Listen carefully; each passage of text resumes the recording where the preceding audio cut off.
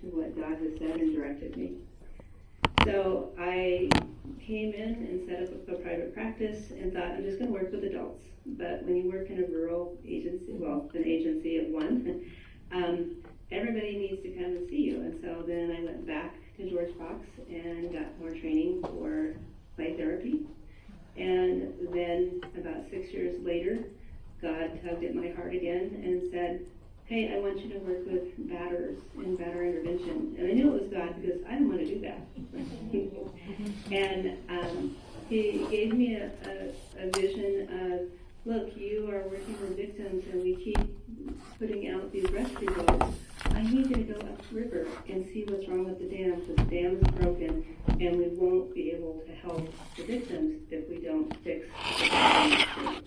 So with that renewed focus for 6 years, I ran the batter intervention part of Abuse Recovery Ministry and Services in Hillsborough.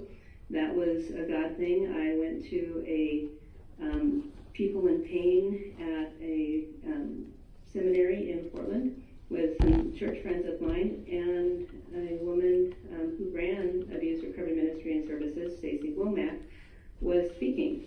And as soon as she got done, I made a beeline and said, I've been looking for a year of how to implement what God has told me, and here you are.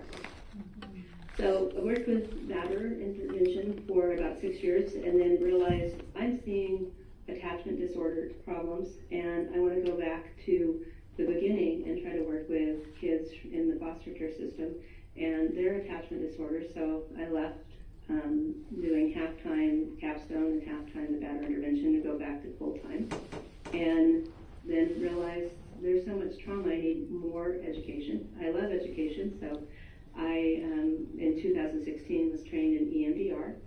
In 2018, trained in trust-based relationship intervention, which works with foster care kids that have been adopted and that it's not going well.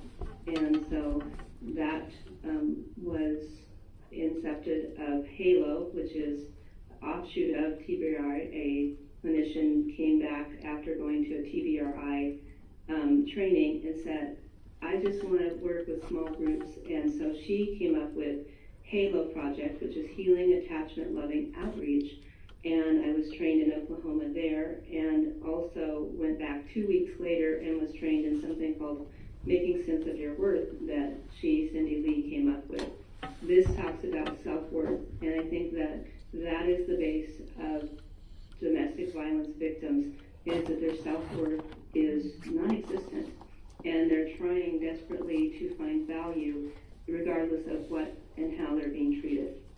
So that's my story until 2020 hit, the pandemic, and people were scared to come into therapy. People said, my problems don't matter, the world's about to end. And so I lost about 50 to 70% of my clients. But God knew that I needed that because I unfortunately had an accident and was left unable to walk for a while and had to learn to do that, and so I didn't have to rearrange all of my schedule and disappoint people. So that's my story of counseling journey. And what I have found that I found in my graduate studies, the last semester before internship, I wasn't sure that I even wanted to be a counselor because everything was diagnosis this, and I'm all about people. God made everyone in His image, regardless of their faith or lack of faith walk.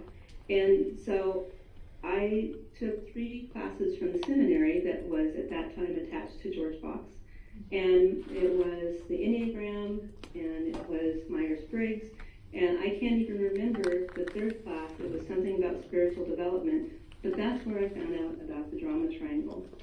And what I love to talk about, especially when I was a supervisor with new clinicians, is you got to do your own work. And I'm assuming that there's a component of therapy in your classes, at least there was with mine 20 years ago. And the drama triangle is the base for all of the trauma and how to stay out of it yourself. So, Johnny, can I pause you one before you jump sure. into that? Yeah. Yes. Are you bilingual by any chance? I am bilingual. I left how did you know that? I left a career, a 20-plus year career, to go into counseling as a sign language interpreter. So I was an interpreter at Western Oregon University and Chemeketa Community College. And I know enough Spanish to be dangerous. So. So there was a while there where you were one of the primary outlets for therapy for the deaf community at some point in time. That is still true. Yeah. About a quarter of my caseload are deaf or hard of hearing people. Just want to throw that out there. Okay. Yeah. Thanks. Proceed to ground triangle. Okay. Wrong triangle. I was a big R rescuer. I was pulled into working with disability services, and that is how I was going to help people, save them. They see people as vulnerable, and they want to help them even when they don't ask for it. So that's where the unhealthy part comes in. It's okay to help people, but you need to know your limits, and you need to know, are they even asking for the help that I want to provide? The next one across from the rescuer is the persecutor, and there's two types: unaware of his or her own power, and therefore they're discounting it, or a narcissistic type where they use the power as negative and often destructive. So it looks the same way, but it's just coming from two different sources. And the victim is not a person who's been victimized, but the victim is the person who feels overwhelmed by their own vulnerability, doesn't take responsibility for their own situation. So I really want you all and YouTube is going to be your friend. I mean, 20 years ago, maybe it was there. I'm still several computer illiterate, but you can hop on there and have a 5-minute video, a 20-minute video of all of the things that I'm talking about, all of the trauma modalities. So use that, because you're going to see it explained in different ways, and how I explain it today may not resonate with you, but I can guarantee you there's at least 5 other ways that is going to resonate with you. So what I realized was I was drowning because I was trying to help people in an unhealthy way. And we call that compassion fatigue, and I think it should be called empathy fatigue, because when you are empathy is experiencing another person's negative or positive as if it was their own. So I'm taking on somebody's pain, and oftentimes was taking it home, and then having to, whoops, there goes my therapy dog. And so it sounds bad when I say don't be empathetic, but don't just take on somebody else's pain, because you're only going to last a couple of years in this career. And when I was supervising, they just said, I can't do this, it's too much. It's hard to stop doing something if you're not going to look at how you're doing it. And people just, well, this is what I need to do, I need to help. Compassion, the definition, acting from a sense of empathy and altruism to relieve other people's suffering.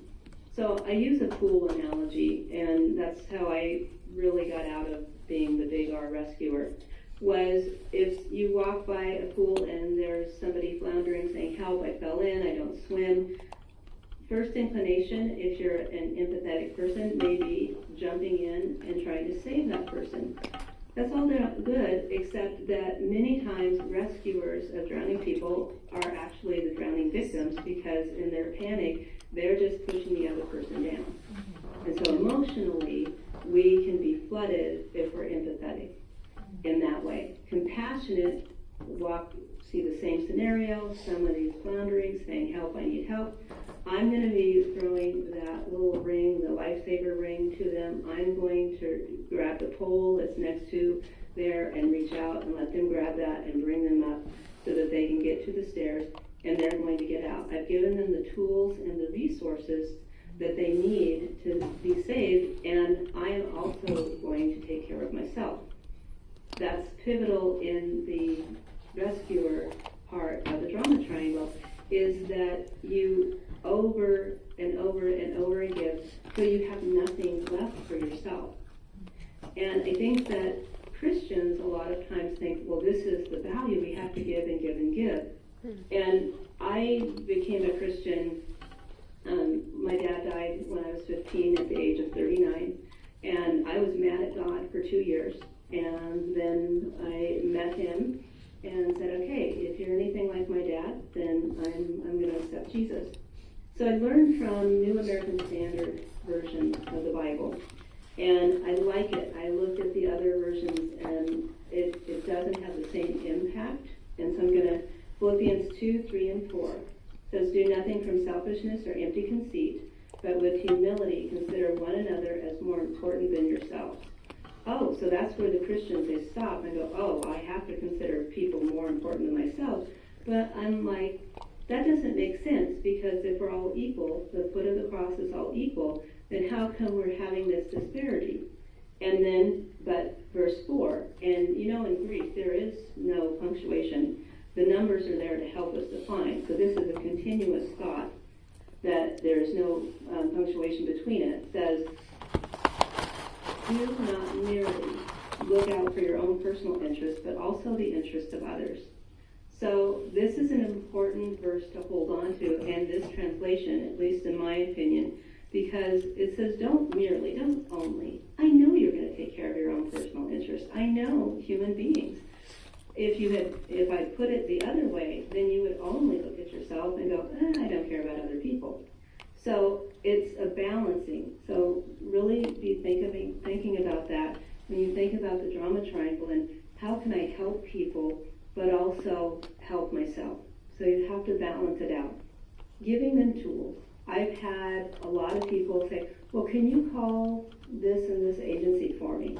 And I've said, no, I can't, but I can give you the number. Well, I'm nervous about that. I can sit in the room and I can, sit here, we can talk about it, and then you can call. And the rescuers are wanting to jump in. The victims are like, no, you need to do it. And I say, no, I don't.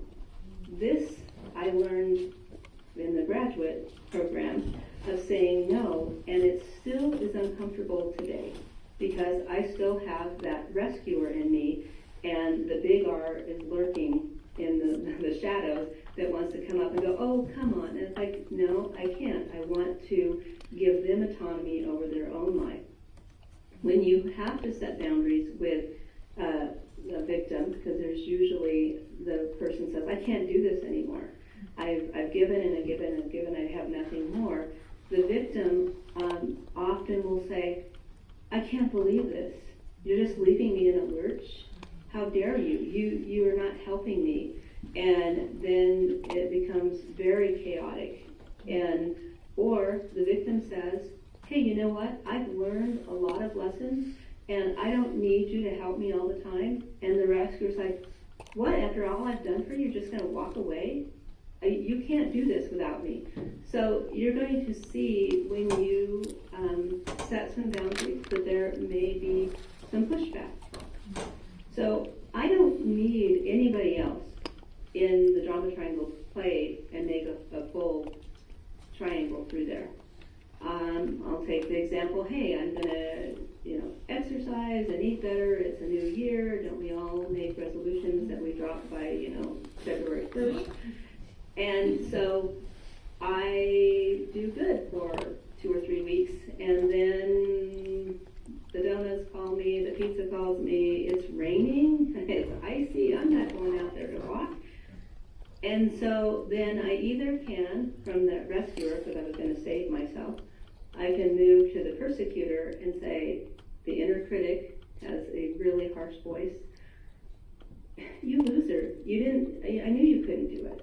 You need to get out there. I don't care if you're going to slip and slide. I don't care if you have to take a boat. You need to get out there and exercise and push away from the table. That's the persecutor. That's my inside voice. Or I could have moved down to, oh, poor me. I've tried this forever. I'm not going to make it. And then I just go back and forth all the way through. That's the one person from a triangle left. Two people, maybe a husband and wife, they're doing a project together, and one picks up a hammer and starts to do it, and the other says, well, no, really it would be better if we did it this way. And that can lead to, if it's an unhealthy communication, to a person feeling upset and becoming a persecutor and saying, no, it's my way or the highway. And then somebody else feels like the victim, and then they just start pivoting around the triangle. And then when you get three people, it gets even more complex.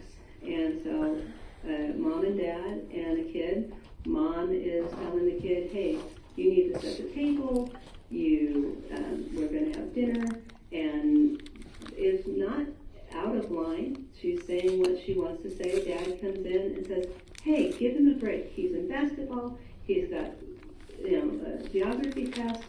And she's like, wait a minute. I'm trying to get him to do things that he's supposed to do. So then they start arguing, and they potentially can go around that. And many times the kid just kind of goes away, and it leaves the parents circling or going through the triangle. So that's the drama triangle. And you really have to say, when you're sitting with people, am I doing too much? What did I ask them, what do you need? Or did I come up with, oh, I think I know what they need? Always asking to clarify what they need is going to be the best course of action. And they may say, I don't know, that's why I came to you. Like, okay, then let's brainstorm. So you're not serving it up on a platter, you're helping them to have tools so that when they leave your office, because they're going to see you once, maybe a week, once every 2 weeks, they've got to have some tools that they can take home with them. So I have on the sheet that I gave to you, I gave you a lot of different examples of trauma-informed therapy so that you can look at, again, YouTube. I'm jumping ahead a little bit, but PESI, which is, you may not know what PESI is, but they have a lot of workshops for clinicians, and a lot of them are free, and I don't take them for free for the most part because I need continuing ed credits, but you just need to accrue your hours as an intern once you graduate, postgraduate intern. So you can get a lot of free information because you won't need to pay for some of these things. So check out what you can, because this is where you get to fill your toolbox with a lot of interesting things. The drama triangle, trauma-informed care, and domestic violence. That's really what I want to focus the rest of the time on, because domestic violence is very complex. And it has to do with self-worth, as I mentioned, and that has to do with trauma. I don't know if you've heard of big T traumas and little t traumas. Big T traumas, according to Gabor Mate, who is a Hungarian-born Canadian physician that has become very interested in trauma work as a physician. And he says the big T traumas are what we notice. And the little T traumas, we don't notice. It was the things that we didn't get that we should have gotten. And he uses, and I have a link to it, he uses, what if we don't feed the baby? We didn't actively do something to the baby, but we have harmed the baby. So emotionally, if you didn't get what you needed, if you didn't have nurturing care, you had instrumental care, you had a house and you had clothes and your needs were met, but not the emotional needs, then you have a deficit. And you won't know that if you haven't done your own work. And I found that out because I thought I had a pretty good life. And then when I started to look at, my dad died when I was 15. So that's one of the ACEs studies. And if you don't know about the ACEs studies, which is adverse childhood experiences and adult outcomes, that's something to really look at. Kaiser did a study in San Diego of 17,000 sailors, and so these are not people who are low income. These are not people that don't have access to insurance. So the numbers are probably higher than what the study even shows. That there are 10 identifiers that if you have experienced this, these are called the ACEs scores: physical, sexual, or emotional abuse, neglect, parent dying, ding, ding, ding, ding, parent jailed, parent with mental illness, addicted parent, violence in the home, and divorce. So you get a point for each of those. So it's on your sheet, but I'm going to go through it again. I'm going to ask you to just do a hash mark so that you know, and I'm not asking anybody to share, but if you have experienced physical, sexual, or emotional abuse, or neglect, a parent dying, a parent jailed, a parent with mental illness, a parent who's addicted, violence in the home, and divorce, give a hashtag. Now you think, okay, I'm 6 times as likely as somebody who hasn't experienced these adverse conditions, but it's not added together, it's multiplied. So exponentially, there is the adult outcomes that there would be higher possibly addiction rates, possible higher domestic violence rates. And you can look back at your life and say, I'm in this horrible relationship, but I really, didn't have a lot of the big T traumas, but I was filled with not getting what they needed emotionally. And then if you have big T traumas and little T traumas all mixed in, that's where it really continues to go up. So it's confusing when you sit with somebody and they're in a codependent relationship and they're a lovely person and they don't see it. That breaks my heart. And it's very hard to talk somebody, if not impossible, to talk somebody out of their shame. Because shame isn't a feeling, it is something that I think was part of the original sin. Because Adam and Eve, in the Bible it says they were naked and unashamed. Then there was the fruit incident, and then it says they're hiding because they were ashamed. And God said, who told you you were naked? So I think that is part of what Satan did, was to alter that, because God's like, I did not come up with that concept. And I sat with a woman years ago that she said, I know that Jesus died for everybody else, but he didn't die for me. And I looked at her and go, wow, aren't you powerful? And took her back and I said, Jesus died for everybody but you, so that you have more power than Jesus. And that really set her on a track of thinking, wow, maybe I do have some irrational beliefs. Maybe this could be for me. Let me see, just want to make sure. IFS, if you haven't heard of internal family systems, I think that I've been practicing it first for myself 4 years and then 4 years in incorporating it into my therapy.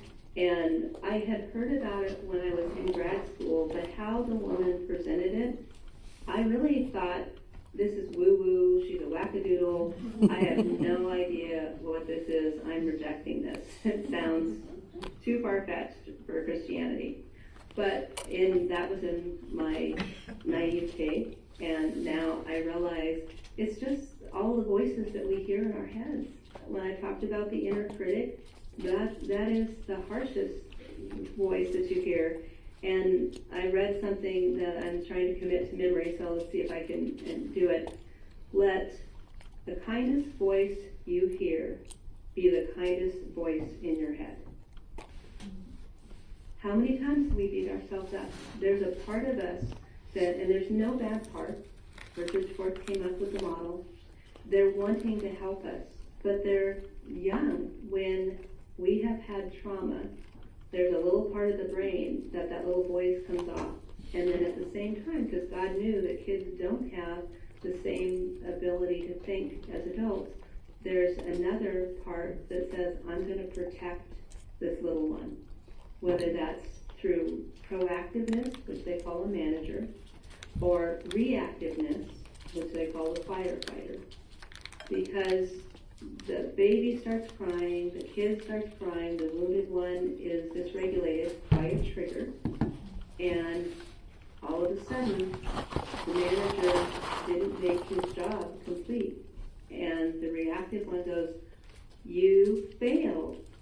have to take over now.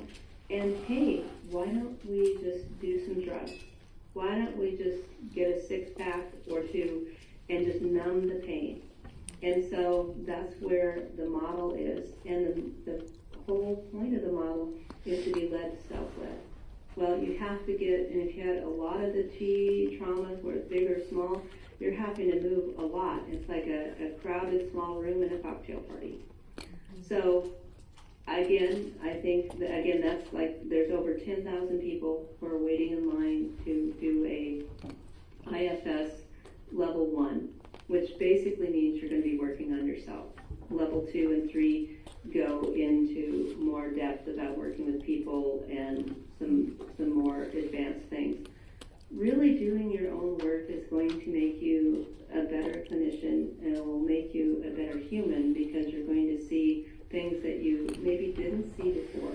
And you thought, hey, I had a good childhood. In the Gabor Mate, he said, give me 3 minutes and I can show you that you didn't have the perfect childhood that you thought. Nobody wanted to take him up on that challenge in the group that he was speaking to. I wanted to leave a lot of time for questions, and so I've written pretty much everything that I wanted you to take away so that you could ask me anything you want. All right, who's first? I'll be bashful. Yeah. I have a question. Hopefully this makes sense. So when looking at the drama triangle, and this could mean either applying it to a situation where you're the 4th person, or if it's like, excuse me, an internal drama triangle, I'm just curious to know, what would that 4th person be, or like the healthy role? Because I know it says stay out, but is there like, I don't know, any thoughts on that? There's a lot of thoughts. So staying out of the drama triangle for me means to get into the abiding triangle. And this is what I got from my spiritual director. So if we turn the triangle right side up, then we have God, we have Jesus, and we have the Holy Spirit. And for me, I use the word abide, because if I took the Bible and smushed it all into one word, I would say, if I'm abiding with Him, I'm connected with Him, I'm serving Him. And so we have to say, now what would Jesus do? I mean, Jesus had the power to stand on a mountaintop and heal everybody, but He didn't do that. And wow, he healed this person. We don't go, well, why didn't you heal this one, and this one? So we have to decide, how are we going to balance that? So what it would look like is saying, okay, am I working harder than the client? Because I used to, and then I was like, I'm not going to work harder than the patient or the client, because then I am worn out. So I don't know if that answers your question. If not, add to it. No, I think that's great. I really like the concept of abiding in relation to this segment. So thank you. Mm-hmm. Who's got another question?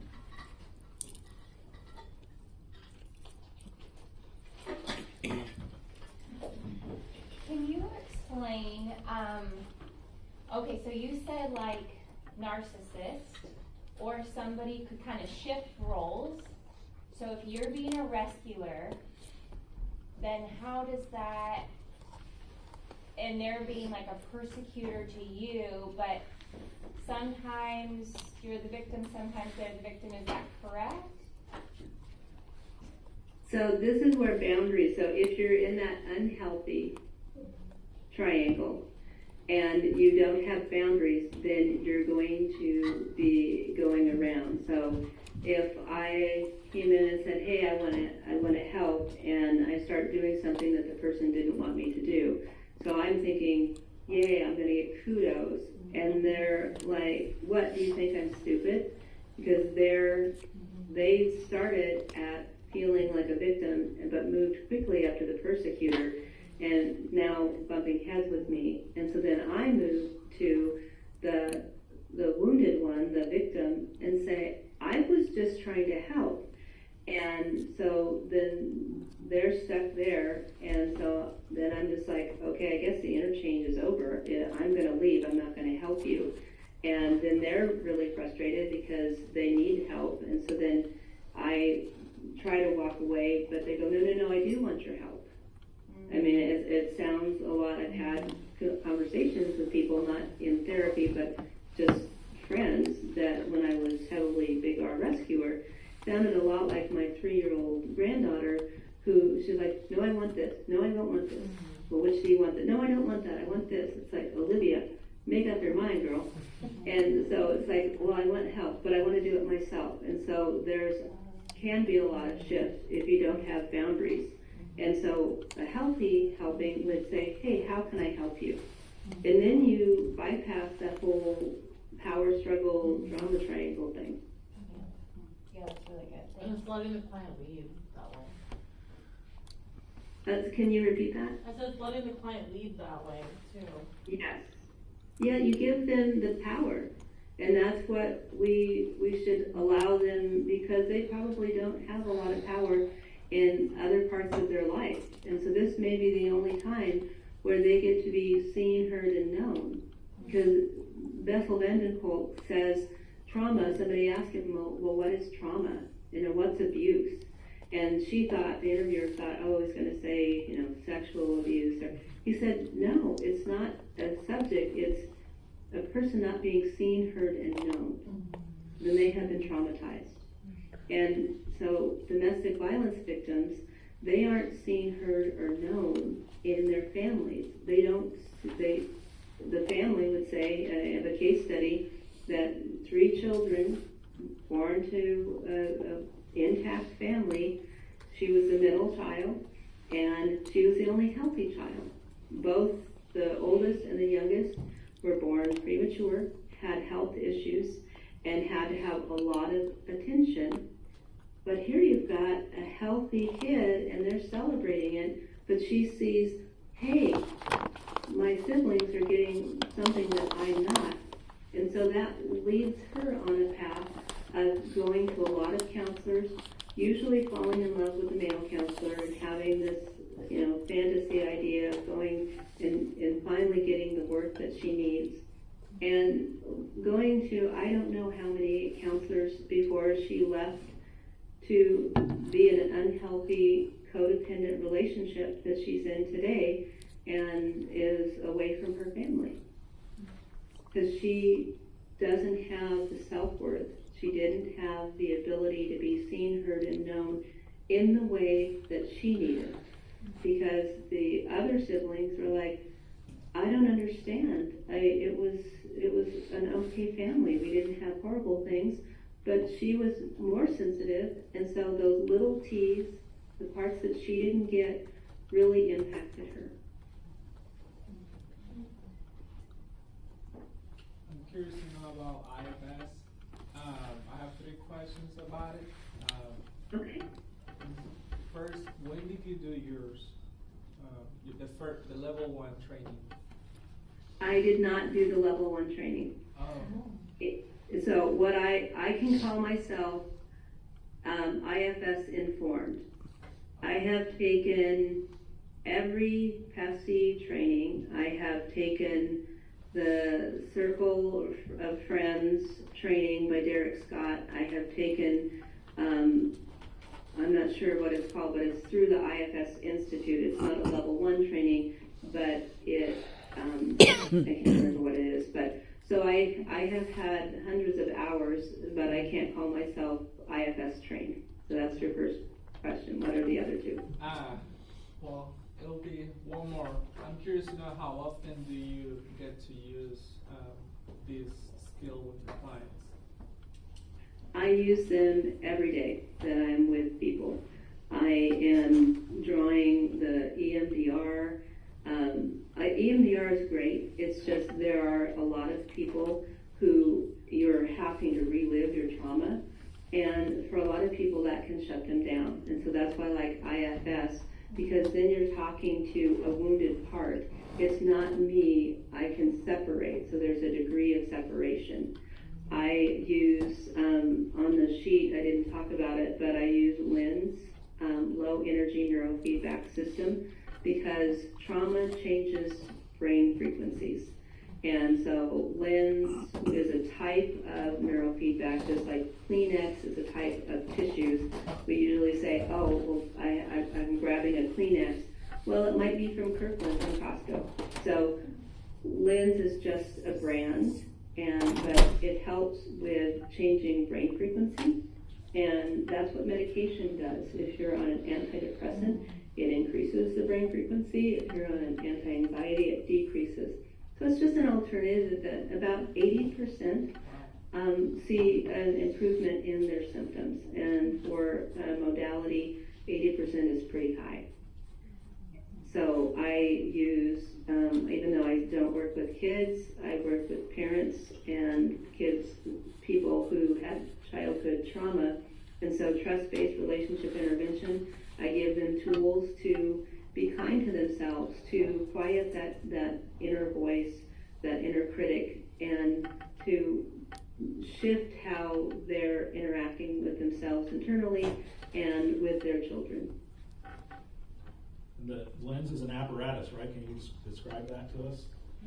Yeah, so if you went into the hospital and had a brain injury, and they would put a funny looking cap on with 21 holes in it to show where they need to put all the sites, and then they would run an EEG.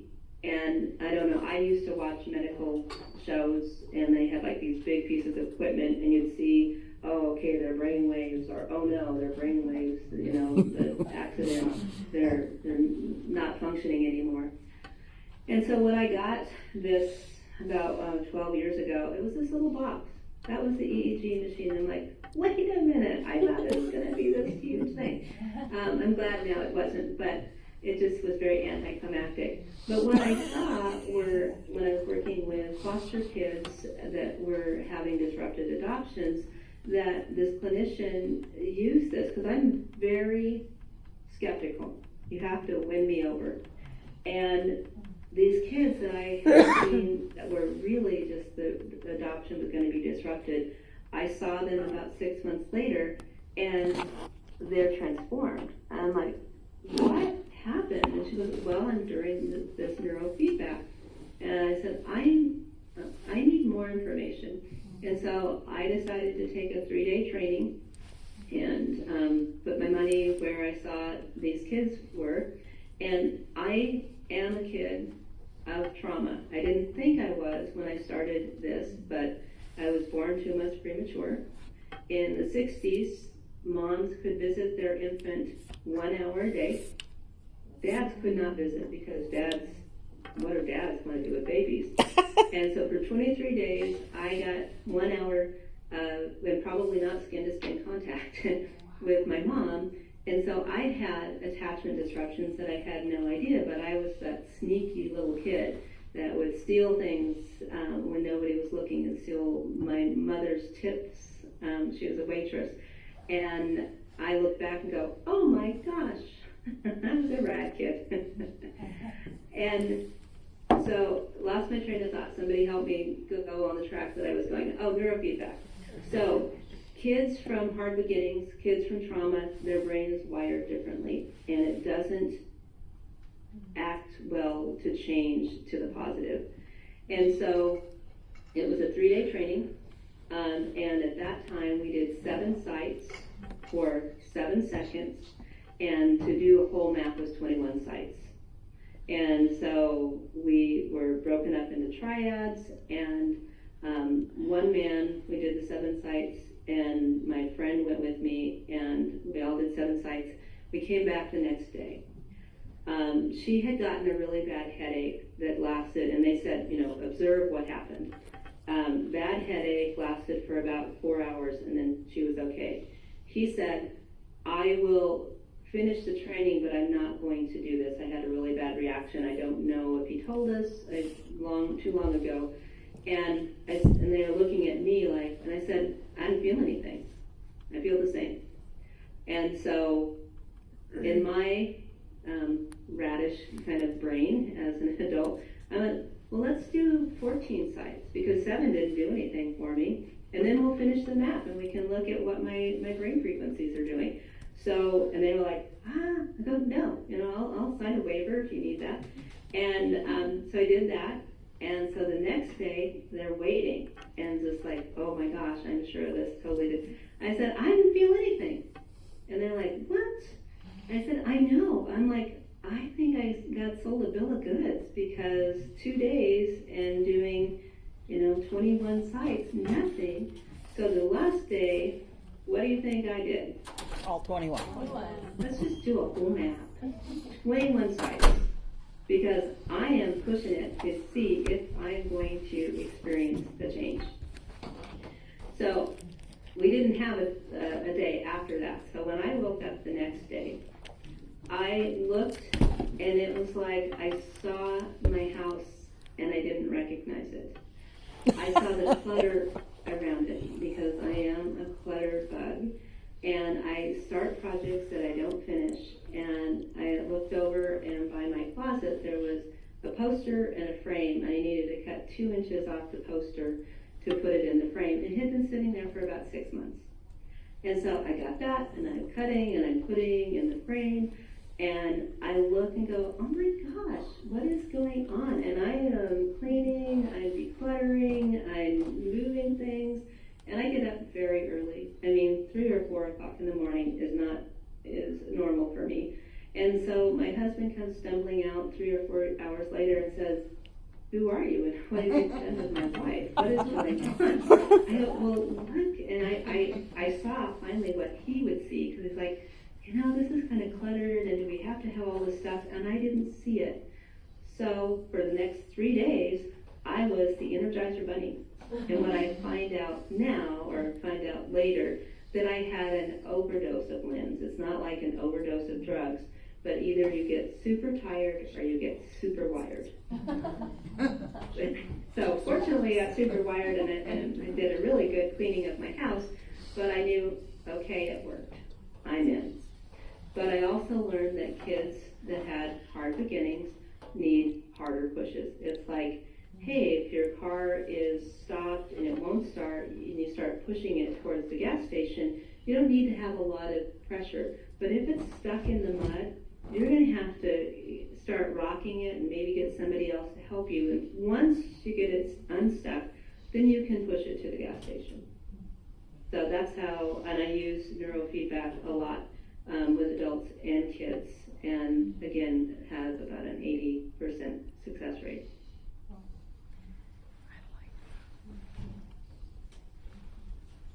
So Johnny, when you explain the drama triangle, and as you said, a Google search or a YouTube search will bring you thousands of hits, right? Because it's been around, it's part of the, right, what's the camp? I'm okay, you're okay was their Bible. Anyway, Eric Eggbach? PA? Yeah, transactional analysis, thank you. But one of the things that you do that I don't see explained very often is talking about, so I put the triangle up on the board for them, oriented in a very specific way, with the persecutor up and to the upper right. And so one of the things that you used to be pretty clear about is once you recognize that you're stuck, or you've been playing roles in the drama triangle, that you exit up and to the right through the persecutor. Can you talk about that a little bit more? Yes, thank you for bringing that up. Yeah, and that's the setting of boundaries, but people are going to see you as the persecutor because nobody likes boundaries, or most people don't like boundaries. I don't like boundaries. But our body is a boundary. It keeps all of our blood and stuff in and germs out. So we live with boundaries even though we may not think of them as boundaries. So I set the boundary, and whether I am the victim and saying I don't need any help anymore, whether I'm the rescue saying I'm not helping anymore, you are going to go out through the persecutor gate, and then people are going, I don't understand. How horrible are you? You're just an evil person not able to help me. And I'm still offering to give them tools, but I'm not doing it for them. And so you have to be, when you start to set the boundaries, you have to put up a defense, a wall that says, I know that I'm going to get flack about this, And I know it's not true. Not everything that people say is true about you. And so that's where it goes back to self-worth and that you know your value. I talked with a 12-year-old girl today because she doesn't know her value. Mom has had addiction. She remembers making top ramen at 3 and feeding herself. And I said, so if you were walking down the street and you found a crumpled up paper, and I said, and you pick it up, and she goes, well, I would have a tissue. I would not. I was like, okay, however we're going to get to it. And I said, and you unfolded it, and it's $100 bill. It's torn, it's dirty.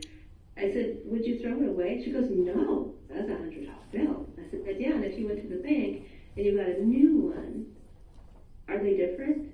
They look different, but the value's the same.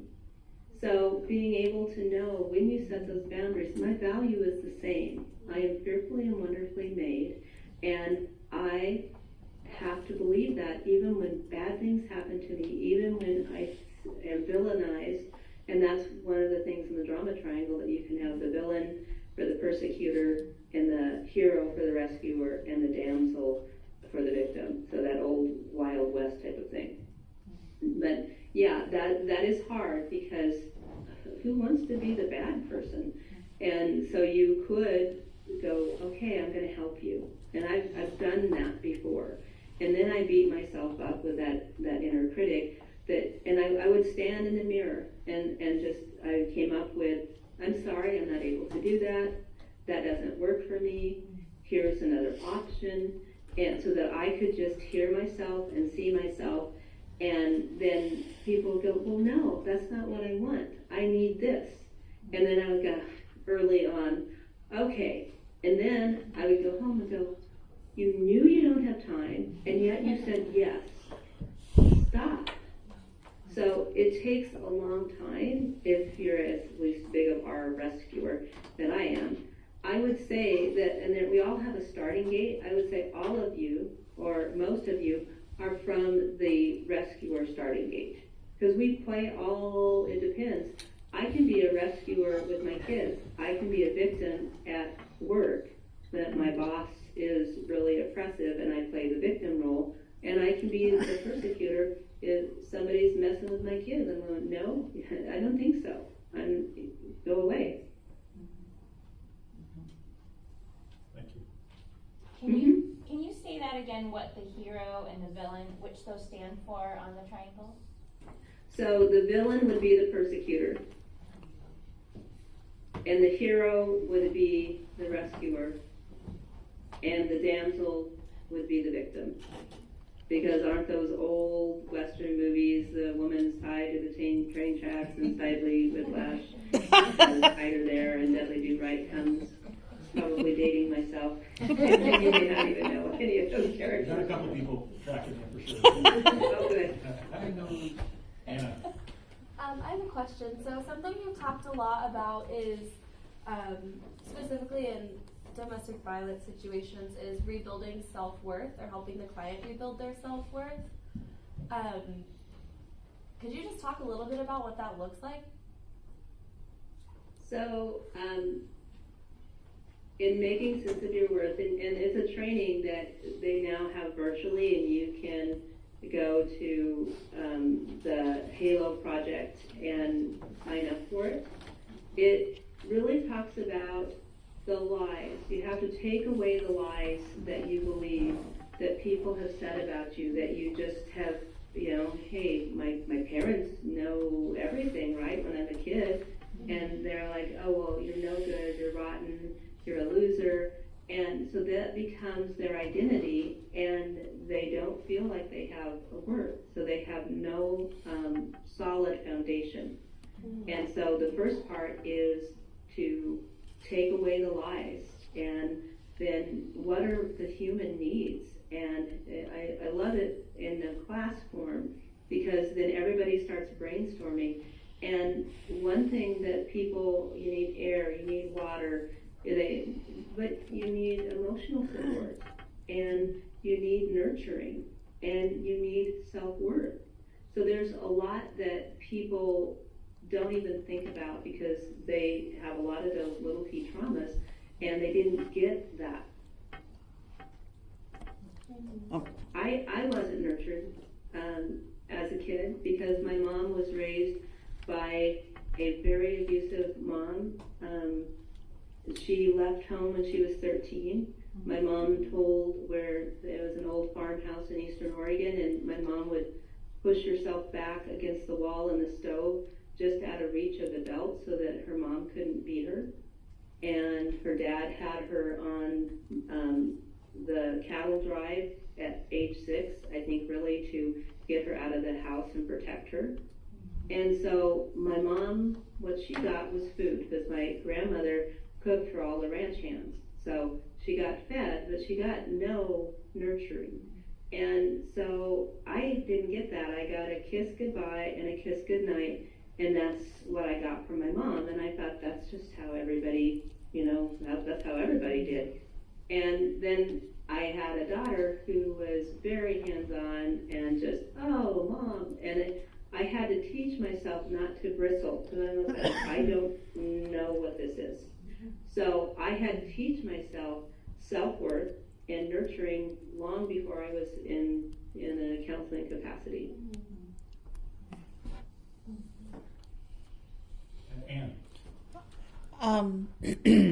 Is it possible to get little? I mean, I have, I guess, a big T trauma from my mom dying when I was 13. But is it possible to get little T trauma from, I guess, like, it's not really putting down, but like, if you could just live up to your potential. Yes. Oh, yeah. So that would, okay. Yeah. So they're not all what you didn't get because that's abusive. That's tearing down the self-worth. And those are hard when you hear that because in the group, people are able to, oh, this is what I heard, and this is what I heard, and like, oh, you heard that too? So they start to develop a relationship within the group and realize it is a lie, even though if they had done it themselves, they would have read the book and went, oh, of course, that's me. They're describing me without realizing that, oh, it is a lie. Betty. Can you talk to us a little bit about working with offenders? You briefly mentioned that you worked with the abuser, and I would imagine most of us have experienced limited little bits, tiny bits, of working with people who have been hurt. But probably most of us haven't been working with people who have done the hurting, and I just really love to know more about that experience. Yeah.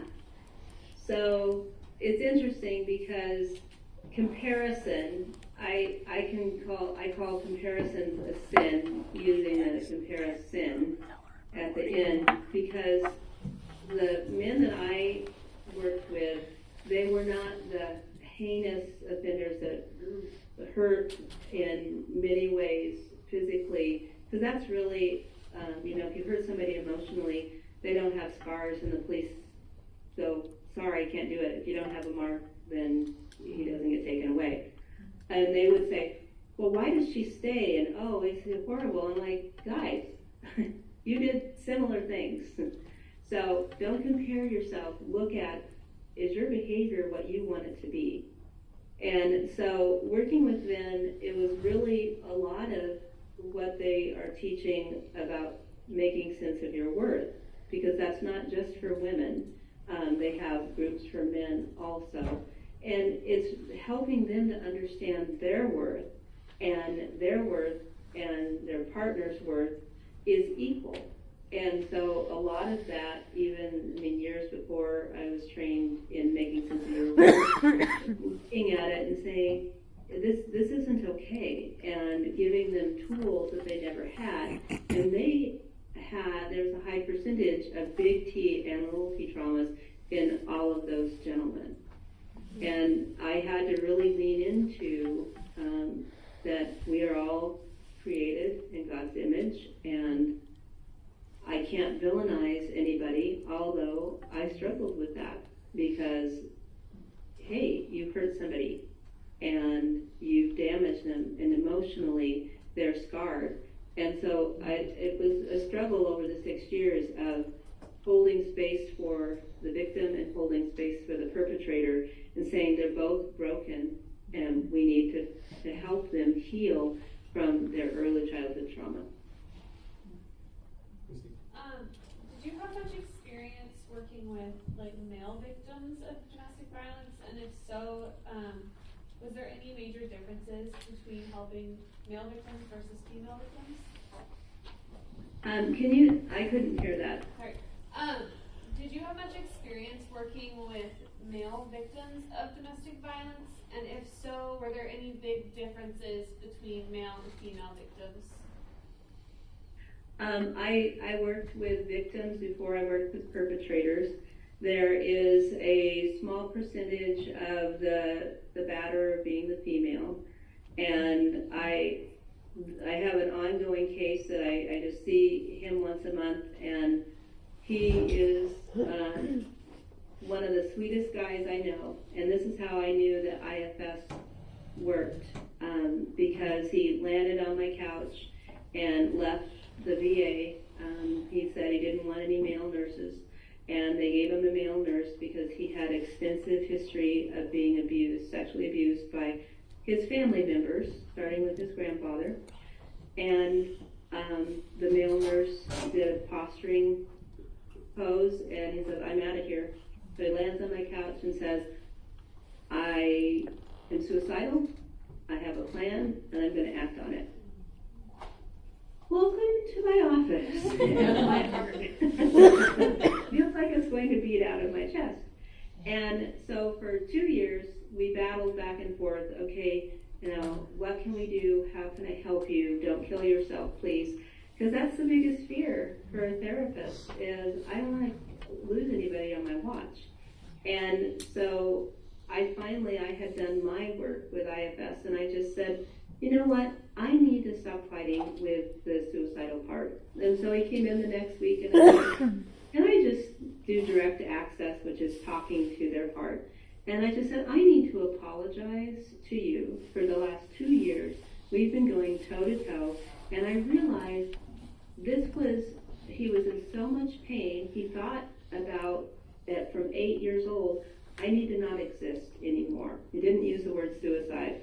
And this was his exit plan, that if he couldn't handle it, this is what you had for him, and I needed to thank you for that, and I've been fighting with you. And he came back the next week and he said, well, the suicidal part's still there, but he's backed off. I am not going to kill myself, and let's keep working. I'm like, okay, I got to see that it works. It's like, in a week, there was a transformation. But then, fast forward, because I've seen him 7 years, his wife was abusive, and a lot of it was mentally abusive. He's on the spectrum, and he kept saying, she's acting crazy. She's running around, and I'm in the kitchen, and she's saying, no, don't hurt me. Get away from me. And he's like, what is happening? Well, she was taping all of this so that she could go to divorce court and play it and say, look how abusive he's been. He was the one that would run and flee and shut the door and try to hold it shut so that he wouldn't be attacked. So I have a really difficult time with my parts to be in self because I want to protect him, and because the judge refused to give him a fair trial. They have taken his children away because he's abusive. So that's an extreme of men that were screwed over by the courts. But Oregon is, hey, mother's rule. And I'm not against that. I want everybody to have a fair trial so that they can sort through what is true and what isn't. Now, I understand it's a small percentage that men are battered or victims of abuse, but we have to look at all of the people and give them a fair trial.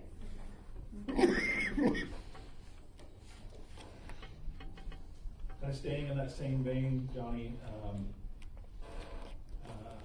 inevitably these folks, whether currently in their role as internship students or when they graduate, they will be providing services to somebody who is suffering domestic violence, but that's not necessarily what's being disclosed in therapy. So what are some things that we can be aware of or be sensitive to or be assessing for in those situations? I think it's important to go beyond what they're saying, and so you take what they're saying and then you expand on it. Well, can you tell me more? Or, how long has this been going on? And I wonder if you've ever thought about thus or so. So you're listening because the percentage is one, what is the percentage? It's 5 out of 6 women suffer domestic violence and 1 out of 3 men. And so you know that you're going to have those people land in there. But you also know that it isn't safe, because if they disclose, a lot of times the counselor has, oh, well, let's get you in here for marriage therapy. No. Never do marriage therapy. And when I don't do marriage therapy, I did it a few times and I was like, not for me. But I would do a separate interview and ask, hey, I need to know, and I'm not going to say anything to him about what we talk about. But it was interesting that when he would come in, he would say, well, what'd you talk about? Interesting. Why do you need to know what we talked about? So those are red flags to look at, because the whole idea of isolation is huge. And so if somebody gets to talk to her in a mental health field or a doctor's field without that perpetrator there, that could be a red flag that, hey, it's not just a caring husband. And really, if you're going to work with victims, you really need to have the training, because I've had so many victims come to me and say, oh my gosh, the counselor didn't get that I told him that he was being abusive, and then she's reactive because she's shoved everything down, and the counselor told her, hey, can you just lower your sails? Hey, she's shoved everything down and she is erupting because of her frustration, and you're telling her to stop it. So you've just re-victimized her. So you really have to hold compassion for everybody in the room, but you have to know your audience too, and being able to. I got to the point where I said it to myself, I think that there's probably going to be some sort of domestic violence here, definitely trauma. And so I just lead with that in the back of my mind, and then come up with, in training, they'll, ask questions that doesn't, hey, have you been abused? But tell me what is the biggest struggle during your day, and tell me, how often do you get to leave how often do you leave the house? I don't get to, and so it's like, oh, well, I stay home all day. I'm a stay-at-home mom. Oh, okay, do you have a car? No, I don't have a car. Oh, okay. Yeah, we used to have 2 cars, but he got rid of one. I mean, those are the things that you need to start listening for, so that you can go, this doesn't sound good. I mean, I have a woman who is in an abusive situation, and she is just now, after working 6 months to go, oh, maybe that is. Because his car broke down, he didn't get it fixed, he took her car. So now she is stuck at home and is isolated, and that's one of the big things that gets this woman isolated, because that's a huge tactic. Yeah. I have a question. So, correct me if I'm totally off here, but if I understand it correctly, domestic violence is not reportable in Oregon. Child abuse is, but spousal abuse is not. Yes, because this is an adult, Yeah, and she should go to the police. So you are right, and that's yeah. frustrating. I was gonna ask, has that ever been a difficult dynamic for you personally, just in a situation when you know that's happening actively? I'm sorry, can you say that a little bit louder? Yeah. Has that ever been difficult for you? I mean, knowing someone is in an abusive situation and is choosing not to seek help? Yes, often, and the current patient that I was just talking about, because she's deaf, and that is a population near and dear to my heart, to say there's been a lot of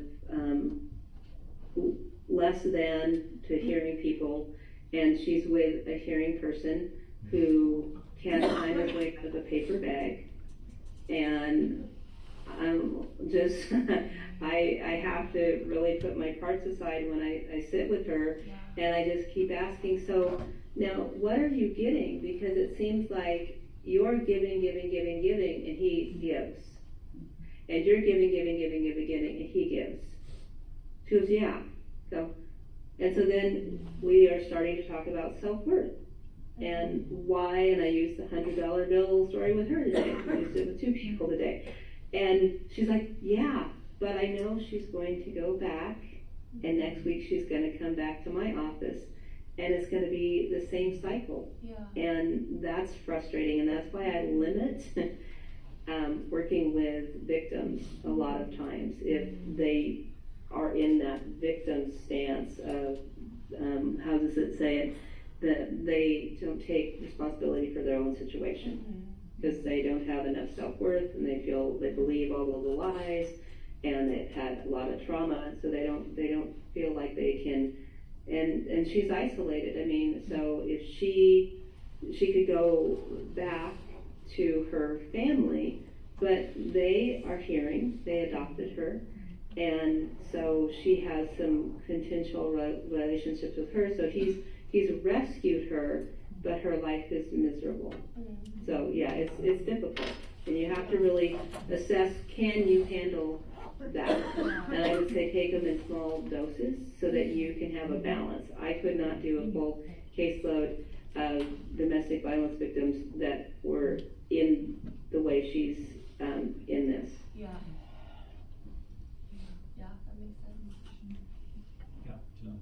I don't really know the best way to ask this, but essentially, how do you go from like the drama triangle and figure out when the client is ready to then start processing like the abiding triangle that you talked about? So I would ask them if they're in the rescue, and depending on which one they stick in, because I've had clients who are rescuers to the point of, well, I've got to save my kid and I've got to do that, and has caused family disruption. And being able to say, but could you step back? Could you let them give you an idea? Could you let them lead? They're 17, almost ready to launch. If in the victim, okay, so can you step aside and own your stuff? So if they can feel like they're healthy, then it's like, all right, so let's let God do this. Let's really, what would Jesus do? Because he loves you so much, he died for you. He doesn't want you to be treated this way. And then allow them to go at their pace, because not everybody has the same faith tradition. But you can say, you're so valuable. You don't even have to use God in the equation if they're not a faith-based, and that's a trigger for them. Say, but you're so amazing person. Why? And it's like, well, because I don't believe in myself. Okay, now we're going to be doing the self-worth stuff again. It really, as I started the presentation, it really balances on self-worth. And if the person doesn't believe in themselves, we have to bolster it up and shore it up until they can start believing in themselves and go, yeah, I am freaking awesome. I did this.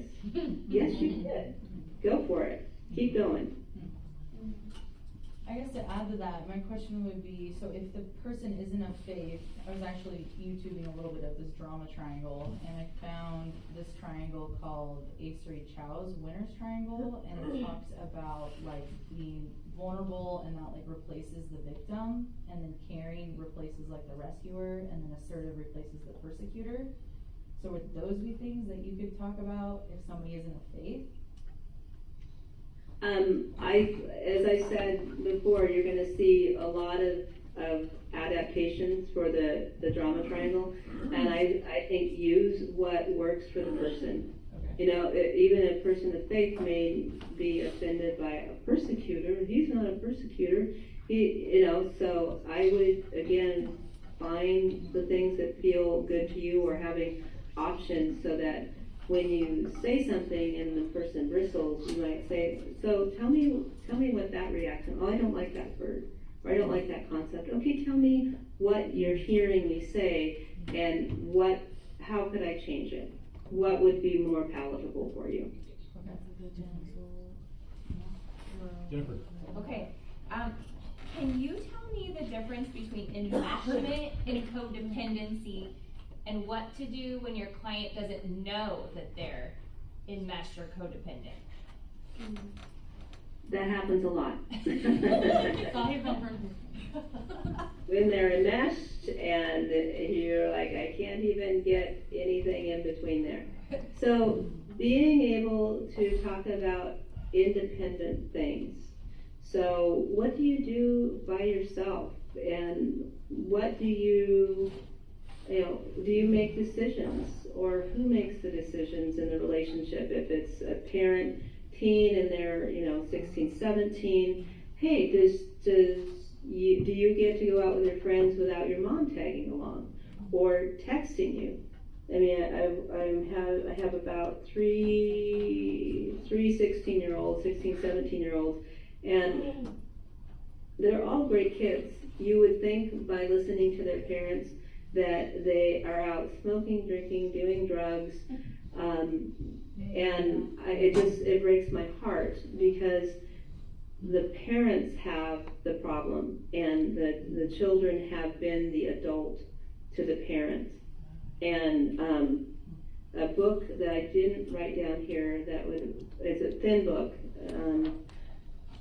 is The Drama of the Gifted Child.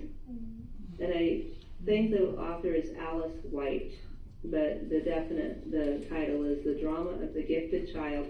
And she is calling the gifted child not like talented and gifted that we use it now. It's the traumatized child.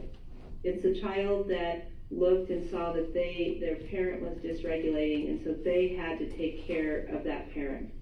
So it parentified them. And that's what these three 16-year-olds who don't know each other, but have a similar pattern of their parents having big T and small t, and projecting onto them how they lived their teenage life.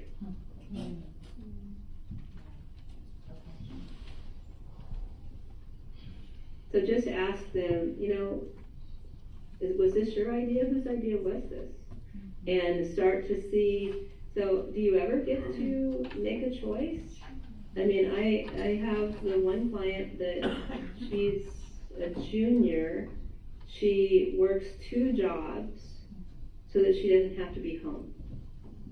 She makes herself so busy because she's villainized and seen as, and it's hard because she has a stepdad who has a biological child with her mom, and he's the golden child.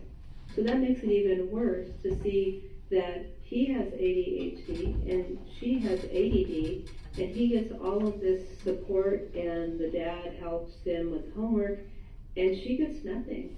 She gets, hey, you flunked your math test, well, you're grounded during Christmas break. And she's a very social person.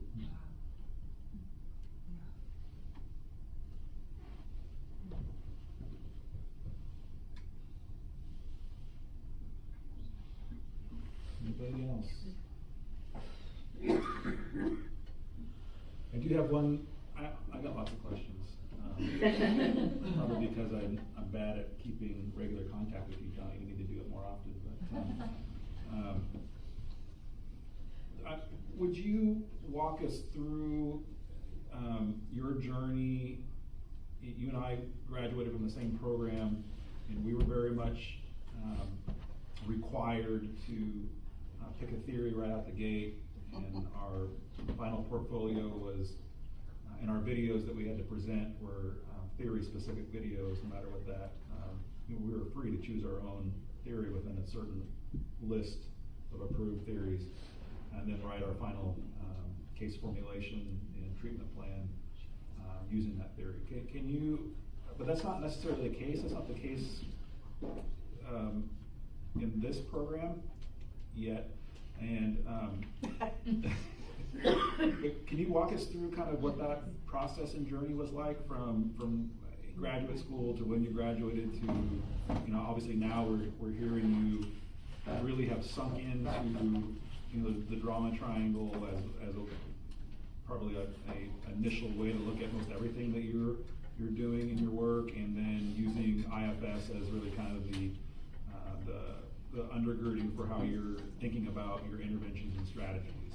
So walk us through your journey there from, you know, us being little clinicians in graduate school to where you're at now, in terms of how do you find a theory, how do you settle on a theory, and how do you transform along the way? Good question. I mean, you just took me back to battling with Sweeney, so. Yeah, he was a professor that, yeah, I won't go any further. So, and Nick and I had a similar theory that wasn't on the approved list, and it was called a meta theory, so it wasn't a full theory, which we both disagreed with. And so it was hard to not be able to go with what I felt was the best model if I wanted to graduate. And so I had to make a choice. I went with Carl Jung, because person-centered, come on, you know, how can you go wrong? But I wasn't comfortable with the humanistic part necessarily, so there were pieces that I just had to shift in a way that I could be honest with myself and honest with, okay, as far as this theory goes, that's okay. And then as soon as I graduated, then I went back to my meta theory and then started looking at sitting with people, and that's where trauma came up. And you're just surrounded by trauma. And graduate school did not really, it helped me to see how people act, but the traumatized people are very different. Their brains are wired differently. And so I wouldn't hold on to, and I've had different modalities. I mean, I was using EMDR exclusively, and then TBRI, and then I started, okay, I can mesh these, and what doesn't work for the EMDR people that are re-traumatizing, I can bring this in. I'm not just stuck to one theory.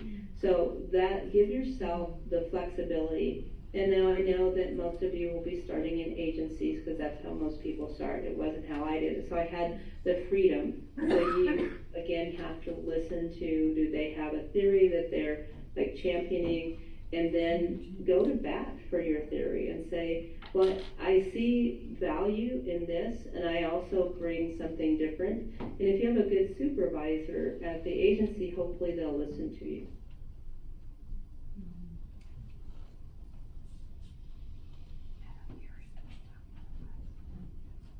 All right, last opportunity. Let's wrap this up, Johnny, by I'm going to turn it back over to the students, and for those that are brave and bold, just quickly reflect something of value that you took away from tonight's time spent with Johnny. What's a takeaway that you'll have from this time spent?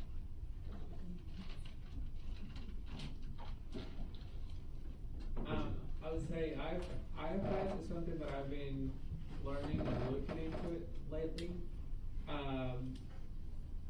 One takeaway that I got from this conversation is to focus on myself first. Did I take it from you? Because it makes sense. If we first work on ourselves and then we put it in practice, it will be better for our clients because we become better as counselors. Yeah. Anna? I actually have a client on my caseload right now who's in a domestic violence situation. So this was very helpful and I feel like timely for me. I really enjoyed the work I've done with her, and so just hearing your perspective and your experience doing that work was really helpful. So thank you. Debbie? All right, this is my backup one, 'cause one thing that I really appreciated was your integration of scripture. Because this is a Christian school, but our lectures don't typically go like that. So it was nice to see, and just in the work you're doing, how you're integrating. And I really appreciated seeing it. Okay, sorry. Jennifer, Janelle? Okay. Okay, I like that reminder that there's no bad part, but there might be a like overreactive firefighter that could take over, or a proactive manager. Cause even like somebody who's super responsible and trying to be perfect can definitely be missing an authentic self.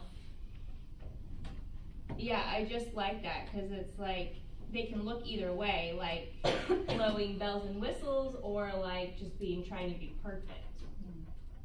Yeah, that was helpful. Yeah. Janelle? Really appreciated what you said about it's hard to stop doing something if you aren't going to stop and look at it. I just felt like that was very applicable to this profession, and like we're constantly gonna have to be stopping and looking at like what the client is saying and digesting it and digging deeper into like theory and resources, and so I really resonated with that, so thank you. Welcome. Ann? I worked at the state hospital for 5 years, and I worked on a forensic unit, and I really, a lot of the others, and I'm not saying that I never thought this way, but a lot of staff had this tendency to say, they treated the patients well, but inside the nurses station, they'd be like, we have to treat these murderers and these rapists and first off, they've just been accused, they haven't actually gone to court yet, which is why they're there, 370, but anyway, aside from that, I like the fact that you bring in the fact, because I had this ability, I don't know if it'll help me in this profession, but working there, I had an ability to just have have this relationship, where I just saw the person the way they were there. Not whether they were a father, not if they were a meth head, or, you know what I'm saying? And so I like the fact that you that you've done work with both abusers and victims. And I appreciate that you can point out the value to both sides. I really found this helpful because I have a caseload with somebody that is the perpetrator of the domestic violence, but I also have somebody that's receiving, like, in the victim's hands. So this is all really helpful. Also, I liked how you went over how somebody that experienced trauma can actually go from perpetrator to rescuer to victim, and then kind of switch off and just in themselves, which will really help kind of pinpoint like which people are actually dealing with trauma and which need to be resolved.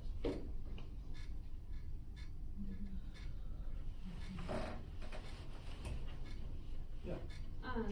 This is less in like relational dynamics, but this also I feel like could apply to like toxic workplaces and like stuff like that too. So that was really interesting to think about as well. So it's kind of a cool tool to visualize and like help you navigate how to deal with maybe toxic work environment people. And also it was very in super enlightening to hear like the way out of the drama triangle is through the persecutor side. So like you gotta kind of set boundaries and stand up for yourself, and it's gonna probably be ugly because people don't like that. And you have to be able to be okay with somebody not liking you, which I know for me personally is very challenging to like confront. And so like, I don't know, that was just like really helpful to see it that way. And it could fit in so many scenarios. Yeah, the business world has really taken this and run with it over the past 20, 30 years. So there's probably more on the drama triangle in the business world than there is in the therapy world, honestly, if you look at the hits that you get when you research it. Yeah.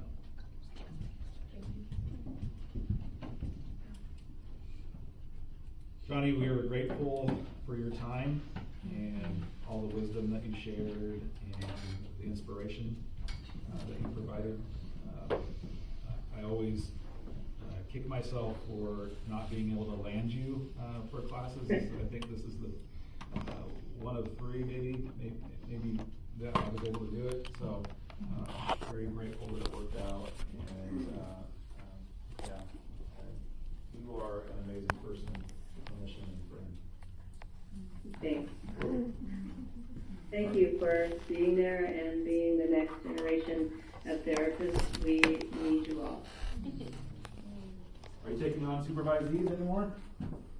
I am no longer supervisor. Got out of that trauma triangle.